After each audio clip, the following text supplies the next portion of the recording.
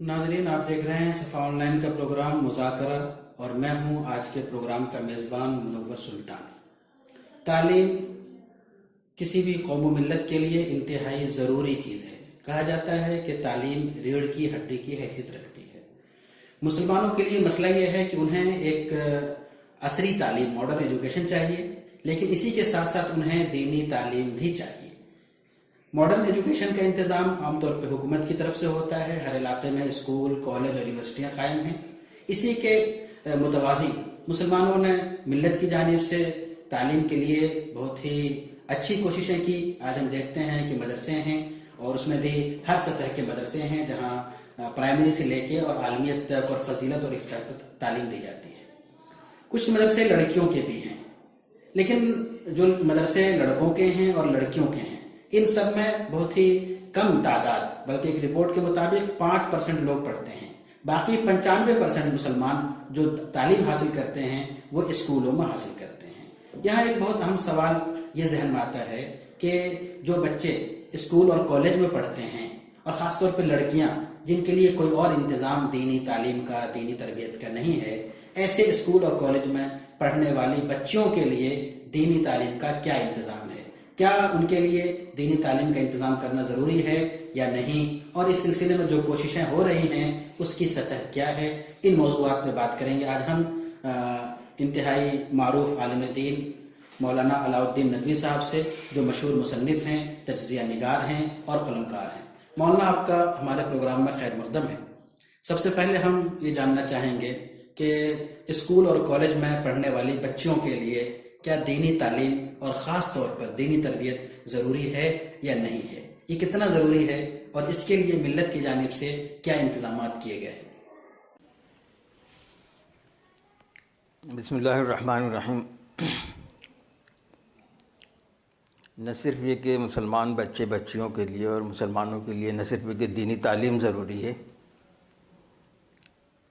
بلکہ دینی تعلیم کے ساتھ ساتھ تربیت، اور ہمارے اسلامی نظام زندگی کے اندر جب تعلیم کی بات کی جاتی ہے تو اس میں تربیت آٹومیٹکلی داخل ہو جاتی ہے۔ اس تعلیم کا کوئی مقصد نہیں جو انسان کو انسان نہ بنا سکے یا جس کے ساتھ تربیت کا جوڑ نہ ہو۔ تو نہ صرف کہ تعلیم بھی، دینی تعلیم بھی ضروری ہے، بلکہ دینی تعلیم ہی سب سے پہلے ضروری ہے۔ ایک مسلمان ہونے کی حیثیت سے جو ہے ہر مسلمان والدین کی بھی ذمہ داری ہے اور مسلمان کمیونٹی کی بھی ذمہ داری ہے، مسلمان خاندان کی بھی ذمہ داری ہے کہ جو بچہ پیدا ابھی نہیں ہوا ہے اور پیدا ہونے والا ہے اس وقت سے اس کی تعلیم کا، اس کی تربیت کا انتظام کیا جائے۔ تو یہ تو بہت نہایت اہم ضروری چیز ہے۔ اس کے بغیر جو ہے آپ اپنے بچوں کو جہنم کے راستے سے نہیں بچا سکتے۔ تو یہ تو بہت ضروری چیز ہے۔ آج جیسا کہ آپ نے کہا کہ 5% بچے جو ہے مدرسوں کے اندر تعلیم حاصل کرتے ہیں، 95% بچے اسکولوں میں یا ماڈرن ایجوکیشن حاصل کرتے ہیں۔ میں اس میں یہ کہوں گا کہ 95% بچے جو ہیں وہ ماڈرن تعلیم حاصل نہیں کرتے، بلکہ مسلمانوں میں تعلیم کا گراف بہت گرا ہوا ہے۔ بہت سے بچے ایسے ہیں دیہاتوں کے اندر، خود شہروں کے اندر، بڑے بڑے شہروں کے اندر مسلمانوں میں تعلیم کا رجحان بہت کم ہے۔ تو ایک تو تکلیف دہ چیز یہ ہے کہ تعلیم جو ہے 100% مسلمانوں میں نہیں ہے۔ دوسری بات یہ ہے کہ جس کو دنیاوی تعلیم کہا جاتا ہے ادھر رجحان زیادہ ہے لوگوں کا۔ تو دینی تعلیم ہو یا دنیاوی تعلیم ہو، پہلے تو دنیاوی تعلیم کا مرحلہ بعد میں آتا ہے، سب سے پہلے تو دینی تعلیم کی ضرورت ہے، اور مسلمان بچوں کو اتنی دینی تعلیم لازماً دے دی جانی چاہیے۔ یہ ان کے والدین کا بھی فرض بنتا ہے اور اس امت اسلامیہ کا بھی فرض بنتا ہے۔ اس کے لیے جو کچھ انتظامات وہ کر سکتے ہیں ان کو کرنا چاہیے۔ اس طرح کی کیا کوششیں ہو سکتی ہیں جس میں ان بچیوں کو خاص طور پہ دینی تعلیم اور دینی تربیت کا انتظام کیا جائے؟ دیکھیے، مختلف صوبوں میں مختلف انداز سے کوششیں ہو رہی ہیں۔ بعض صوبوں کے اندر باقاعدہ پرائمری تک مسلمان بچے بچیوں کی تعلیم کا مشترکہ نظم کیا جاتا ہے، اس کے بعد جو ہے اس کے بعد اسکولوں وغیرہ میں بھیجتے ہیں۔ ایک طریقہ یہ ہے کہ بچے شروع سے KG وغیرہ سے اسکولوں کے اندر جاتے ہیں، تو ان کے لیے پارٹ ٹائم جو ہے شبینہ اور صباحی اسکولس وغیرہ جو ہیں چلتے ہیں، اور ان کا پورا کورس جو ہے بعض صوبوں کے اندر چل رہا ہے، تو یہ نظم بھی چل رہا ہے۔ تو جو بھی طریقہ کار اپنایا جائے، لیکن اس کی پوری کوشش ہونی چاہیے، بلکہ اس کو فرض عین سمجھنا چاہیے تمام بچوں کے والدین کو کہ ہم اپنے بچے کو اتنی دینی تعلیم بہرحال دے دیں، اس کی جو بھی وہ شکل اپنائیں، لیکن اتنی تعلیم دے دینا ضروری ہے جس سے وہ اپنے دین کے بنیادی چیزوں کو جان سکیں۔ اس کے لیے اس وقت جو ہے ہم مسلمانوں کا معاملہ یہ ہے، دیکھیے کہ ہم لوگ ہتھیلی میں سرسوں اگانا چاہتے ہیں۔ مجھے ایک عرب شاعر کا ایک شعر یاد آ رہا ہے کہ امرتم امری بمنعرج اللوا فلم یستبین الرشد الا ذو حلقدی۔ ایک قبیلے کا خیرخواہ، اسی قبیلے کا خیرخواہ وہ آتا ہے اور کہتا ہے کہ میں نے اپنے قبیلے کے لوگوں کو بتایا کہ بھائی دیکھو بہت جلد جو ہے دشمن تم پر حملہ کرنے والا ہے، میں دشمن کو دیکھ چکا ہوں کہ فلاں جگہ پر ہے وہ اور وہ آ رہا ہے، لیکن لوگوں نے ہواؤں میں اس کی بات کو اڑا دیا۔ دوسرے دن جب اچھا خاصا سورج چڑھ گیا اور دشمن کو آتے ہوئے انہوں نے دور سے دیکھا، تب انہیں یقین آیا۔ ہم پر کوئی مصیبت آتی ہے تب ہم لوگ جو ہیں چاہتے ہیں کہ آنن فانن ہمارا جذبہ، کچھ دینی جذبہ بیدار ہوتا ہے، کچھ اندر کا شعور بھی بیدار ہوتا ہے، ہم لوگ اس کا توڑ کرنا چاہتے ہیں۔ دیکھیے نظام تعلیم کا جہاں تک معاملہ ہے، ہم کو اس معاملے میں بہت سنجیدگی سے لینا چاہیے۔ السعید من وعظ بغیرہ، حضور صلی اللہ علیہ وسلم نے فرمایا ہے کہ کامیاب انسان وہ ہے جو دوسروں سے نصیحت حاصل کرتا ہے۔ یہاں آج جس خطرے کی وجہ سے آپ دینی تعلیم کی حوالے سے گفتگو فرما رہے ہیں، اور اس وقت ایک شعور بیدار ہو رہا ہے تھوڑا سا امت مسلمہ کے اندر ہندوستان کے، تو اس کی وجہ یہ ہے کہ اس وقت جو پارٹی، جو سیاسی پارٹی حکمراں ہے، وہ یا اس کا جو منبع سرچشمہ ہے RSS، اس نے آزادی سے کم از کم 2-2.5 دہائی پہلے سے تعلیم کا ایسا نظام اس نے بنایا ہے، اس کا پھل وہ اس وقت کھا رہے ہیں، آپ چاہتے ہیں کہ اس کا مقابلہ جو ہے وہ صبح کوشش کا آغاز ہو اور اس کے بعد شام کو ہمیں پھل مل جائے، تو ایسا تو نہیں ہو سکتا۔ ہمیشہ لوہا لوہے کو کاٹتا ہے، اس کے لیے جو ہے اسی اعتبار سے آپ کو کوشش کرنی پڑے گی، منصوبے بنانے پڑیں گے، مختصر منصوبہ بھی بنانا ہوگا اور لانگ ٹرم پلاننگ بھی کرنی ہوگی، اور اس کے مطابق جو ہے ایک شعور کے ساتھ امت کو آگے بڑھنا ہوگا۔ اس کے بغیر جو ہے آپ حالات پہ قابو نہیں پا سکتے۔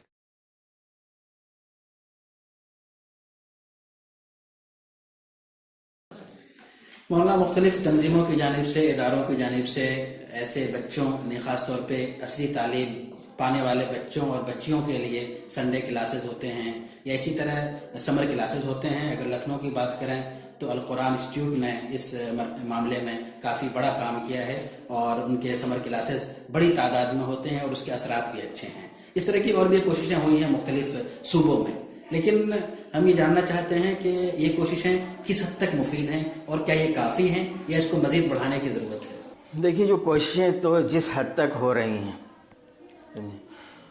کچھ نہ ہونے سے کچھ تو ہونا بہت بہتر ہے نا۔ تو جو کوششیں ہو رہی ہیں وہ تو قابل مبارکباد ہیں وہ لوگ، اور ہر ایک کو اس کی ستائش کرنی چاہیے، اس کی ہمت افزائی کرنی چاہیے۔ اگر مالی اور عملی طور پہ وہ تعاون نہیں کر سکتا تو کم از کم زبان سے ہے اس کی ستائش کرنی چاہیے، اس کی ہمت افزائی کرنی چاہیے۔ لیکن جو بھی ہماری ملت کو آگے بڑھانے کے لیے یا اٹھانے کے لیے، پستی سے اٹھانے کے لیے جو بھی کوششیں ہو رہی ہیں، کوئی کوشش کہیں بھی کافی نہیں، کہیں بھی کوئی کوشش کافی نہیں۔ آپ جو ہیں دینی اجتماعات، دینی جماعتوں کے جلسوں وغیرہ میں آپ جب ہوتے ہیں تو ایسا لگتا ہے جیسے کہ ماشاءاللہ سب کچھ ٹھیک ٹھاک ہے، لیکن جب بہت انٹیریئر ایریا میں جاتے ہیں اور مسلمانوں کے دینی حالات کا جب آپ مشاہدہ کرتے ہیں عملاً، تو ایسا لگتا ہے کہ کچھ بھی نہیں ہو رہا ہے، ہم بہت پیچھے ہیں۔ تو جو کوششیں ہو رہی ہیں وہ تو لائق صد شکر ہیں اور قابل مبارکباد بھی ہیں، لیکن ہر کوشش کا دائرہ بہت وسیع سے وسیع تر ہونا چاہیے۔ مسلمانوں کی اس وقت جو میجارٹی ہے اور جو آبادی ہے، اس لحاظ سے ہماری جو کاوشیں ہو رہی ہیں وہ بہت کم ہے، سمجھا۔ اب سمر کلاسز ہیں، بہت اچھی بات ہے، لیکن کیا ایک آدھ مہینہ جو ہے یا 2 مہینہ زیادہ سے زیادہ سمر کلاسز جو ہے کرنے کے بعد جو ہے اتنی دینی معلومات ہم اس طالب علم کو دے دیتے ہیں کہ اس کے لیے زندگی کے لیے کافی ہوتا ہے یا اس کے بنیادی ضروریات کی تکمیل وہ کر سکتا ہے؟ ظاہر ایسا نہیں۔ پھر یہ کہ سمر کلاسز نے کتنے لوگوں کو کور کیا، کتنے بچوں کو کور کیا؟ جو ذرا سے دینی رجحان رکھتے ہیں وہی اپنے بچوں کو بھیجتے ہوں گے۔ تو ان کوششوں کو تو اور زیادہ وسیع دائرے میں جو ہے ہونا چاہیے، اور امت نے تو خیر اتفاق کر لیا ہے کہ ہمیں اتحاد نہیں کرنا ہے، تو کم از کم میں گزارش اس بات کی کروں گا کہ شہر شہر، قریہ قریہ اور محلے وائز جو ہیں لوگ اس سلسلے میں فکر مندی کا ثبوت دیں۔ ہر مسجد کی کمیٹی ہوتی ہے، کمیٹی کے ذمہ دار جو ہیں بچوں کی تعلیم کا نظم و نسق کریں۔ ہر جگہ جو ہیں چھوٹے موٹے مکاتب ہوتے ہیں، مدارس ہوتے ہیں، وہاں کے لوگ کریں۔ جو پرائیویٹ مسلمانوں کے اسکول چلتے ہیں وہاں کا جو عملہ ہے وہ اس کی کوشش کریں۔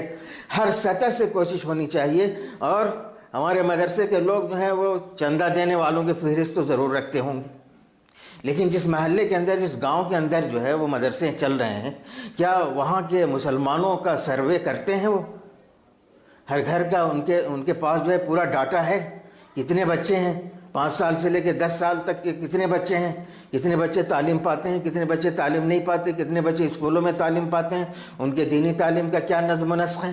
یہ پورا ڈاٹا اس مدرسے کے، اس محلے کے مدرسے کے سامنے ہونا چاہیے۔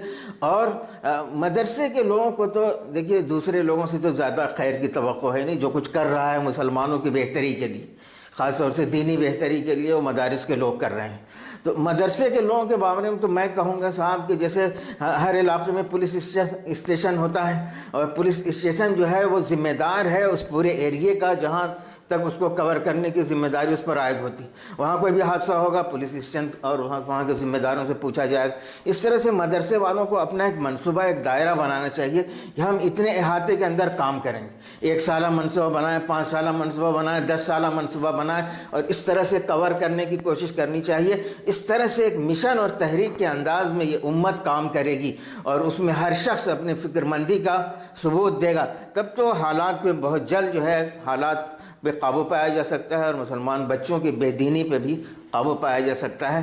ورنہ تھوڑی کوشش ہو اور اس کو بہت زیادہ ہائی لائٹ کیا جائے، اور اس سے جو ہے وہ بات بنتی نہیں۔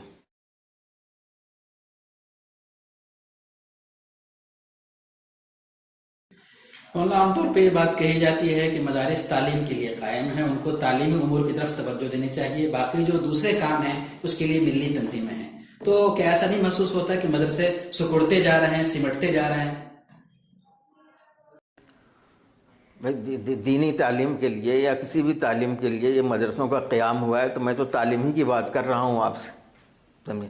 مدرسے ایک مخصوص ٹائم کے اندر اپنے بچوں کو پڑھاتے ہیں، جو ریگولرلی جو بچے پڑھتے ہیں، اس کے بعد جو ہے وہ اس محلے کے بچوں کی دینی تعلیم کے لیے آپ جو ہے خود ان بچوں کا 1 گھنٹے کا 2 گھنٹے کا کوئی ایسا نظام بنائیں، آپ ٹیوشن کے طور پہ کہ ان کو بلائیں، اپنے مدرسے میں پڑھائیں، اساتذہ آپ کیا ہوتے ہیں، اور یہ جو پارٹ ٹائم اساتذہ سے آپ خدمات حاصل کریں گے ان کو معاوضہ، معقول معاوضہ دیجیے آپ۔ تو اس طرح سے جو ہے ایک ہی جگہ میں جو ہے کئی سسٹم اور کئی طریقے سے جو ہے آپ کام کر کے جو ہے پورے ایریے کو آپ کور کر سکتے ہیں۔ یہ کیا ضروری ہے کہ جو باقاعدہ آپ کے ہاسٹل میں ہیں یا جنہوں نے جو ہے رجسٹریشن آپ جہاں پڑھنے کے لیے کروایا ہے انہی کی تعلیم کا آپ بندوبست کریں اور دوسرے بچوں کا بندوبست نہ کریں۔ اس سلسلے میں جو جیسے آپ مدرسے کے لوگ سالانہ جلسے کرتے ہیں تو محلے کے لوگ، گاؤں کے لوگ تعاون کرتے ہیں نہیں کرتے؟ وہ کرتے ہیں، ہر اعتبار سے کرتے ہیں۔ یہ تو مدرسے کے ذمہ داروں کی بات ہے کہ وہ کن کن نوعیتوں سے جو ہے وہ تعاون لینے کی صلاحیت رکھتے ہیں۔ ملت کے اندر الحمدللہ، ملت کے نوجوانوں کے اندر اور ملت کے عام افراد کے اندر الحمدللہ دینی رجحان پایا جاتا ہے، اور اس سلسلے میں جو ہے بہت سے ممالک سے، اسلامی ممالک سے جو ہے ہم اس معاملے میں غنیمت ہے۔ لیکن اس جذبے سے کام لینے کی ضرورت ہے، اور اس جذبے سے فائدہ اٹھانے کی ضرورت ہے۔ آپ جو ہے محلے کے رہنے والے ہمارے علماء اور مدرسوں کے ذمہ دار جو مدرسے چلا رہے ہیں وہ محلے کے لوگوں سے تعاون حاصل کریں، اور مختلف طریقے سے جو ہے وہ بے دینی پر، بدعملی پر، بد دینی اور بے دینی دونوں پر قابو پانے کی کوشش کریں، تو میں نہیں سمجھتا کہ یہ مسئلہ بہت زیادہ مشکل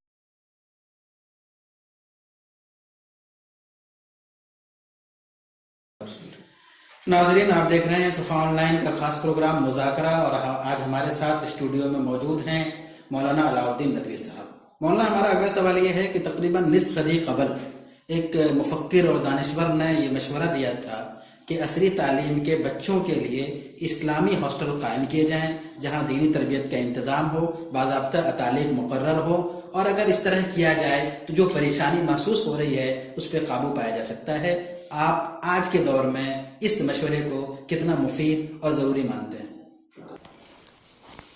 देखिए, ये काम तो बहुत पहले होना चाहिए था, और जहाँ कहीं अगर मुसलमानों ने शुरू किया है तो उस तर्ज पे अगर वो तर्ज कामयाब है तो कामयाब है तो उसकी नकल करनी चाहिए, उसकी तकलीद करनी चाहिए। कामयाब नहीं है तो कामयाब बनाने की कोशिश करनी चाहिए। तो बहुत ज़रूरी है कि वो बच्चे जो कॉलेजों में और यूनिवर्सिटियों वगैरह में पढ़ते हैं और बराह रास्त यूनिवर्सिटी के कैंपस में नहीं हैं या उसके हॉस्टल्स वगैरह में नहीं हैं, और उनके लिए मुसलमानों ने इसका इंतज़ाम किया है, अहले खैर ने इसका इंतज़ाम किया है, हॉस्टल कायम किए हैं और उसके दीनी तालीम का इंतज़ाम किया है, तो ये काम, तो इस काम के बारे में भी मैं कहूँगा कि वसी पैमाने पे होना चाहिए, वसी पैमाने पे होना चाहिए। कोई मुसलमान बच्चा ऐसा न बचे जो स्कूल कॉलेज के अंदर पढ़ रहा है और